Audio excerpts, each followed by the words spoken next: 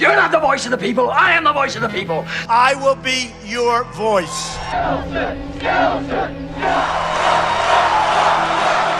I was sort of convinced that it was possible that a politician would arise who was so outside the mainstream and so willing to say anything that he would capture the imaginations of the American people.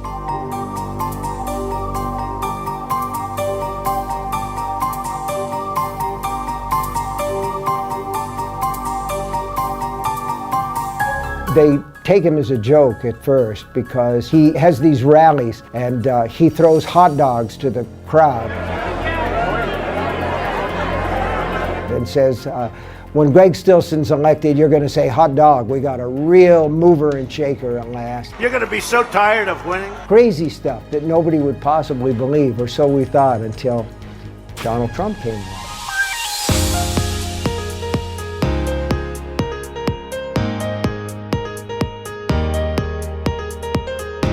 Would you call this a psychic experience? No, I would not. Ever had one of these experiences before? No. How about a demonstration, John? A what?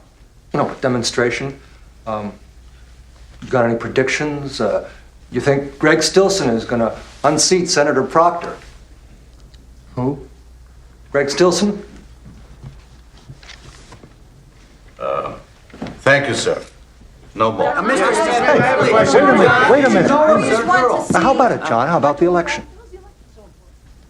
I don't even know who you're talking about. That reminds me of my first campaign when I ran for a seat in the state senate upstate from my hometown. My opponent went down to the ghetto. Roger, believe it or not, he was actually handing out dollar bills to them black people down there trying to buy votes. I heard about it and I went down and I said, all right, you folks take that money, put it in your pocket, keep it, then go back and get some more if you can, because times is rough. But when you get into that voting booth, I want you to vote for whomever well you damn well please. Well, sir, we won that election by damn near what, Sonny? 29. 29 percentage points. We've been winning ever since, and those people spent that money with a clear conscience. Hi, John. Good morning. Nice to see you, gentlemen. I'd like you to meet my son's tutor, John Smith. John, this is Greg Stillson. Of course, this gentleman is, geez, There you go, Brian. Got a souvenir for you, too. Sonny Elliman, right here. Well, Greg, you got some good ideas. You got to let me think about them. Here, let's listen to this. 99. 100.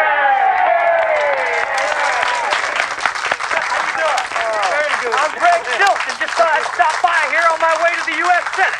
Greg Stillson. Remember you met him in the hall this morning? Thanks for coming out, all of you. Boy, you got to be in good shape to go the full distance for those big boys down in Washington. Right. You got to stay in shape all the time with those boys. You can't turn your back on them. You got to stay in better shape than this country. What the hell is happening to this country? Can anybody tell me what the hell is going on? Look at here.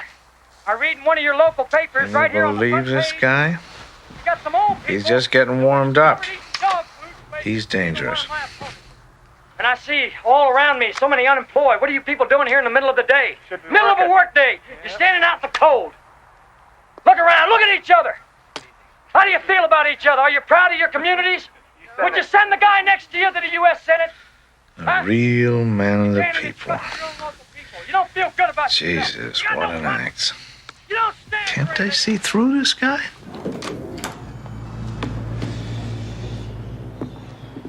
I am announcing that if I am elected, it will be the policy of my administration, United States of America, to keep 100% of all the Bitcoin the U.S. government currently holds or acquires into the future. I think it's very important, as you have heard from so many incredible leaders, for us at every moment in time, and certainly this one, to see the moment in time in which we exist and are present. What can I do for you boys? I'm Greg Stillson. I know who you are, Mr. Stillson. Now take your paid gorilla and get out of my office.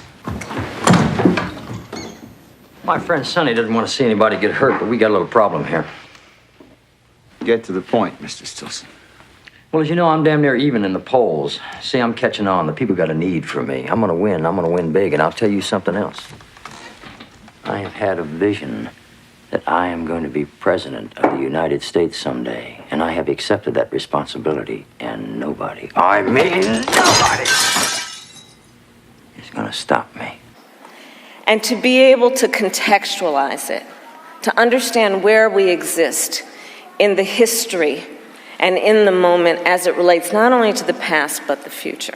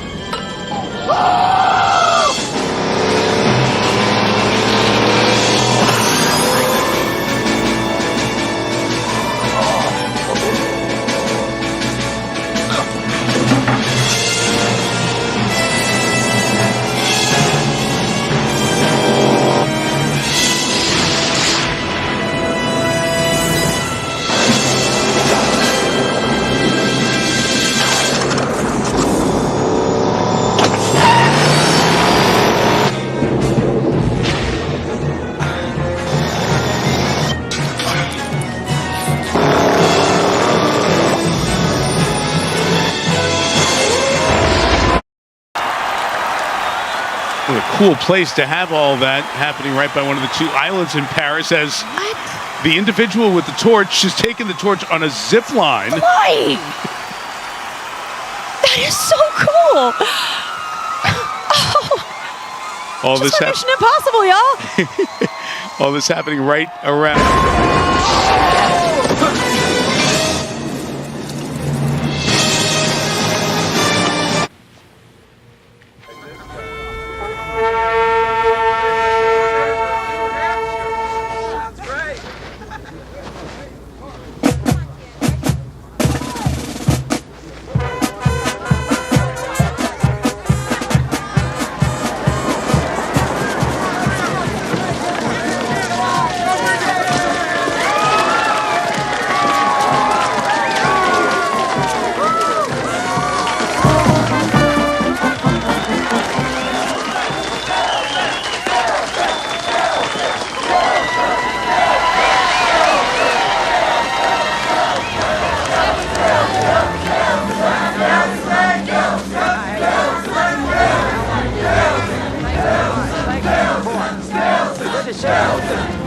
Thanks very much.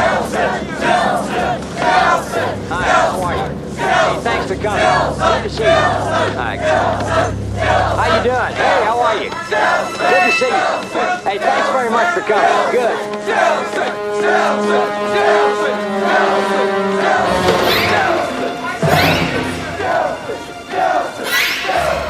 Do it, General. You're insane. I won't. Do it! Put your hand on the scanning screen and you'll go down in history with me. As what? The world's greatest mass murderers? You cowardly bastard! You're not the voice of the people. I am the voice of the people. The people speak through me, not you. It came to me while I slept, Sonny. My destiny.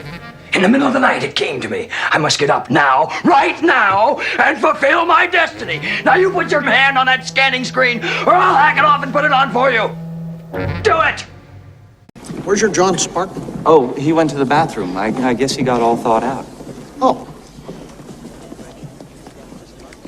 Sir, I formally convey my presence. How you doing? We are not used to physical contact greetings. Germs. Look, I don't know if you guys know it, but you're out of toilet paper. Did you say toilet paper? Oh, they used handfuls of wadded paper back in the 20s. I'm happy that you're happy, but the place where you're supposed to have the toilet paper, you got this little shelf with 3 seashells on it. He doesn't know how to use the 3 seashells. Thanks a lot, you For repeated violations of the verbal morality statute. So much for the seashells. See you in a few minutes.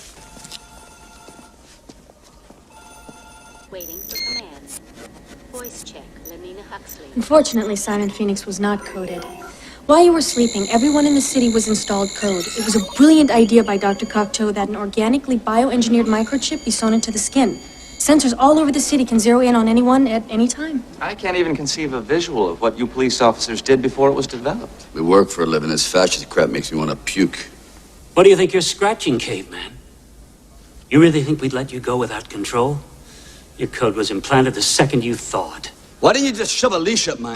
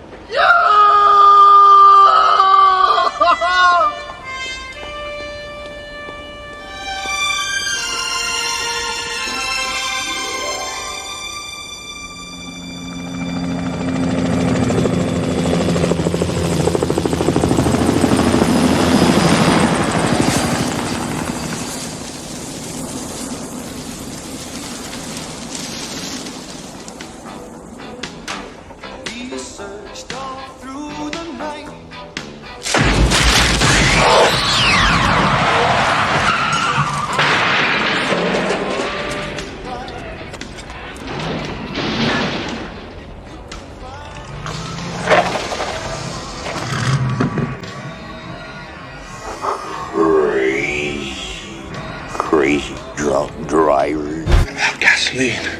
We can't get the DeLorean up to 88 miles per hour. So what do we do?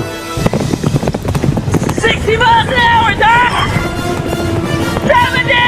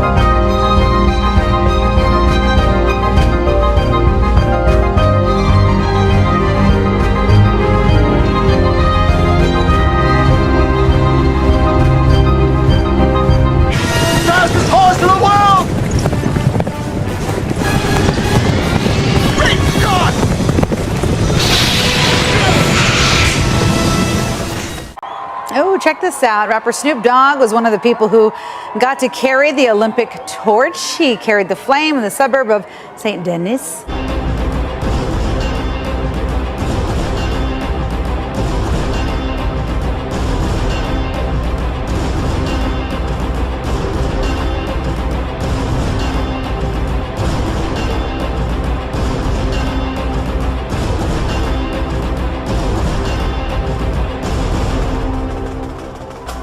So I have just one word for Mr.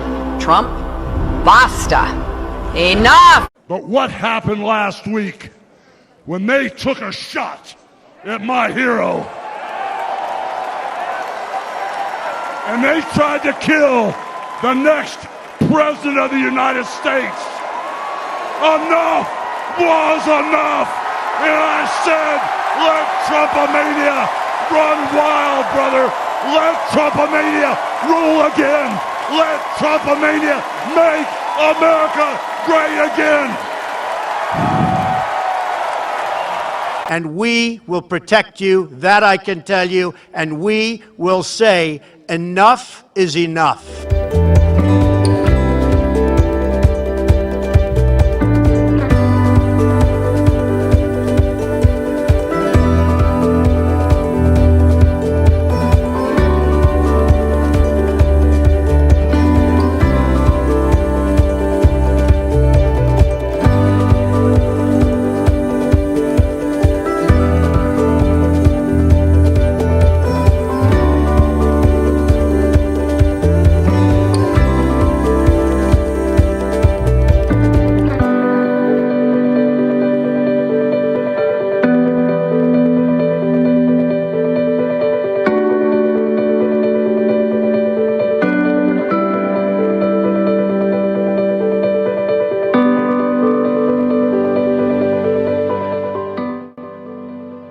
My calculations are correct. When this baby hits 88 miles per hour, you're gonna see some serious.